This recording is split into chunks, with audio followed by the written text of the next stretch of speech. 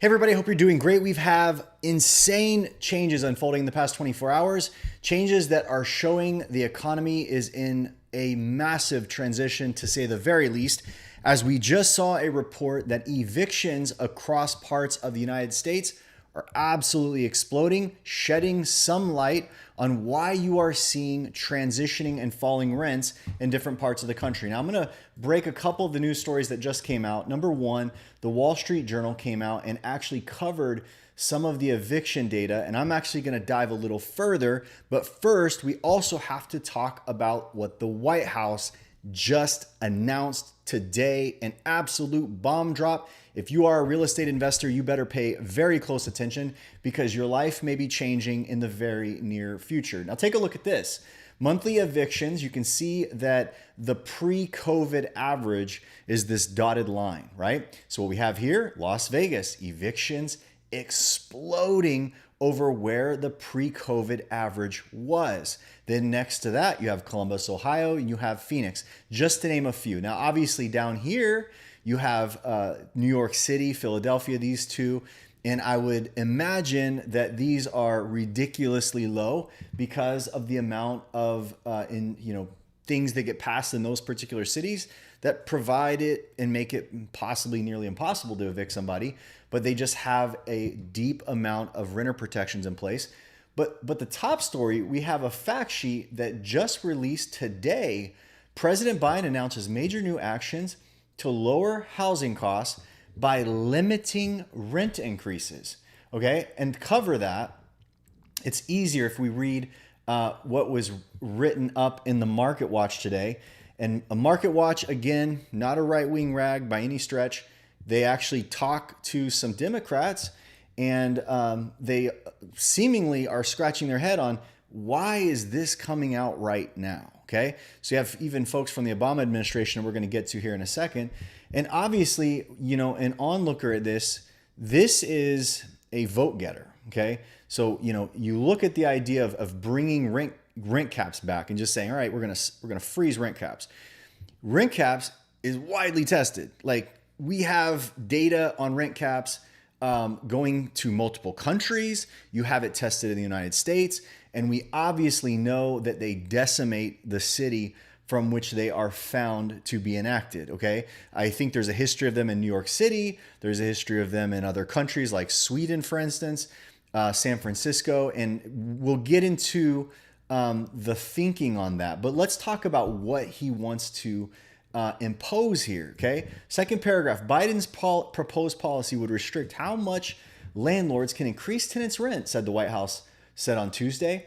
If landlords hike rents by more than 5%, they would essentially lose tax advantages. So if they invest in a building and they do not have the available write-offs in the IRS tax code, and they choose to raise their rents beyond the 5%, they're going to pay more in taxes. They're going to lose the ability to basically run their rental business the way they want. Now, much of this is focused on corporate buildings, okay? So what the article actually comes out and talks about the fact that this will be specifically levied on anyone that actually has 50 units or more, okay? Which is about half of all rental properties in the United States. So essentially, if this happens, this would go into effect and affect nearly 20 million units. And they go on, and it's, the common narratives like families deserve housing that's affordable. Families deserve. We deserve what we have agreed to in the contract with America, with our basic freedoms. Do we all deserve housing? Do we all deserve affordable housing? Well, if you invoke rent controls or you have caps on rent, we already know what happens. You are going to deprive people of more properties because what will happen? We've seen this in the past. And in times when you have rent controls, you have certain situations where the cost to own and run a building, or you have repairs and things that need to come up and be done on a building, they're not able to charge for those repairs. So you're a tenant and you're in this place and the cost has risen. And obviously for those people that own buildings. If you own an apartment building, I'm all seeing lots of narratives around the country right now where apartment complexes, a lot, and I think it's around 20%, apartment owners even now are basically having trouble making their bills. Literally, like, seeing narratives about utility bills lapsing and things on that nature of apartments. But the point is, we already know what happens. Okay, you're imposing something very strict on a free market system. Then what's going to happen is the person says, I can't own this building, I can't fix it up. It's deteriorating. Okay, so you have a policy that creates deterioration in the industry for what people live in because you can't necessarily have the money to fix it. Ultimately, people are going to convert these properties to condos and sell them. Okay, great job. Now we have less inventory. But even further is this narrative on the fact that the cap would be catastrophic. Chief economist from Redfin says rent caps generally help with affordability in the short term, but they hurt in the long run. With limits on how much landlords can raise rents, developers would worry about how profitable projects would be. They wouldn't even invest. It's like, okay, we have this need for building properties, and all of a sudden, no one's gonna do it. It's just not gonna happen. Look at this further down. Some Democrats also disagreed with the idea of using rent control to tame high housing prices. Rent control has been about as disgraced. Now listen to this. This is a former Obama administration official. Rent control has been about as disgraced as any economic policy in the toolkit. The idea that we be reviving and expanding it will ultimately make our housing supply problems worse, not better, says Jason Furman. He's probably not that smart. Oh, wait. Furman is an economist and a professor at Harvard University. Bad idea, okay? And again, we could go on and on beyond the fact that what happens is you impose these things on people. They are not sustainable. They're not sustainable to own. So if you are going to build one, you stop building it. Okay, great. Now we have less economic movement in our economy. It makes it worse. And then if you own one, they deteriorate and rot because you don't have the money to fix them. If there are needs exceeding what your receivables are, you can't adjust rents. So it's like, okay, I could add value to raise rents. Not going to happen. That's not an option. You got 5% cap. Then they bail out. They basically dump them and sell them. And you have fewer of probably the most affordable units on the market. I mean, these are properties that will just disappear because they will just be sold off. But my friends, there's more. Rents, evictions, filings are up in the past US. So we have rents climbing and we have evictions climbing. And by the way, if you're a person that watches my channel regularly, you know that most of my real estate input comes from the context of Florida. You got to read this. This is going to be eye-opening, particularly for our state. But listen to this. Rents have increased rapidly. During the pandemic, asking rents jumped by 18% almost in January 2022. So they had a 1-year jump. I mean, it's just insane, okay?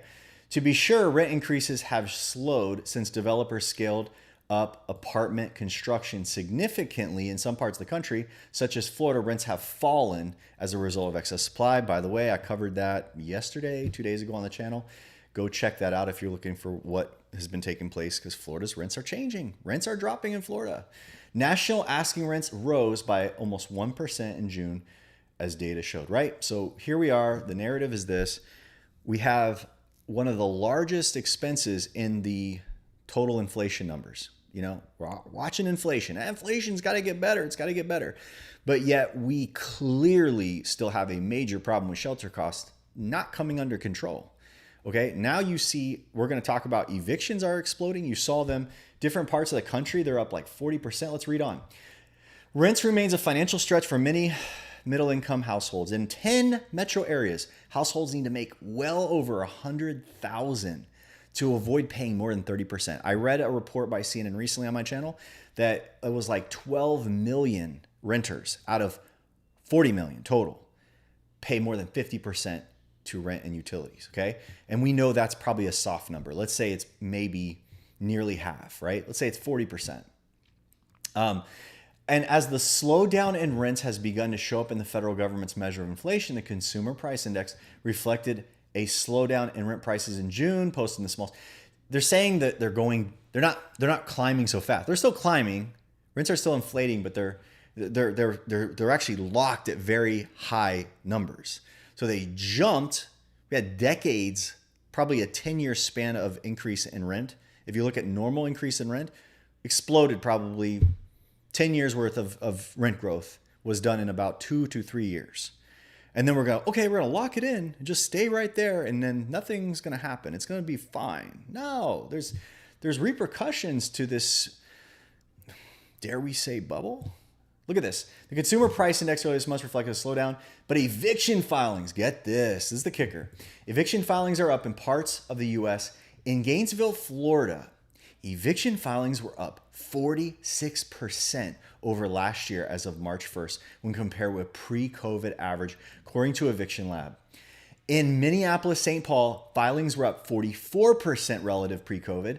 Vegas, 43%. Rent control is sound economic policy and is the only solution that meets the urgency and the scale of what tenants face every month. So-and-so said from Tenant Union Federation.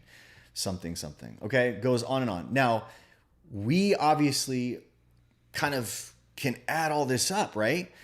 We're looking at the current situation in the economy and you're seeing the weird cracks. You're seeing credit card defaults go up. You're seeing auto loan defaults go up. You're now seeing evictions going up in a big way. And just be mindful, okay? I don't have Florida's data for evictions in the way that I would want, but when you see that rents are dropped almost 5% in Miami year over year, they've dropped almost 4% in Orlando year over year. Tampa, they're down 6%, which was a record year over year annual drop in rents. Never seen that before in Tampa. Jacksonville is down almost 12%. And Jacksonville has, much like Gainesville we just reported, huge. Now, the reason why rents come down is every time you evict, you put another property in the market. A lot of times, an eviction means there's a lot of clean out after the person leaves. Eviction's not like, oh, nice, I moved out and cleaned and swept and here's my keys and time for the next person. It's not like that. Evictions are very costly for landlords all around the country. And at the same time, you're having a lot of supply show up on the market. But further than that, what does cascading evictions? I mean, add it on the pile, folks. We've already, how many different stories have we had this year? Starbucks is missing earnings. Home Depot is missing earnings. You have dollar stores are like the rage now. Like six-figure earners are like, oh, I shop at dollar stores now. Something's up. Something's up. It's like you can sit here and count them and say, well, the Starbucks thing is a one-off situation. I mean, it just takes forever to get through the line. So I'm not surprised the earnings are down because the drive-through is just so dang long. I bet people just drive on by. No, these are all adding up. It's an add up. You gotta connect the stories together. And it's amazing when you look at the economies around the world because we're all in the same boat. When you look at the interconnectedness of these weird financial, let's call it stunts in growth, you see the train shifting tracks in real time. And you got to understand, you have this happening. I'm seeing stories of the Canadian housing market going sideways, stories of Germany's housing market going sideways. You have stories of China and American companies saying, our stock price is in trouble because we can't sell stuff over those people are broke. So you have an interconnectedness. And the interesting thing I've been seeing Mexico, bunch of South American countries, Canada, all of them already reducing their policy interest rates. All of them, okay? Bunch in Europe too. ECB, the European Central Bank, done it. Already dropped like 25 basis points. Why? Because maybe they're further along into the muck. And here again, as much as I've constantly long believed, like maybe we're not there yet. We haven't seen my thinking has always been, you're not going to shift these economic woes, these challenges with inflation, the fact that people can't afford everything. Those things aren't going to shift unless the economy starts to suffer a little. And ultimately, I always was wondering and looking at everything, wow, there's a lot of money still around. But maybe, just maybe, the suffering might be here right now. Let me know in the comments and I'll see you on the next one.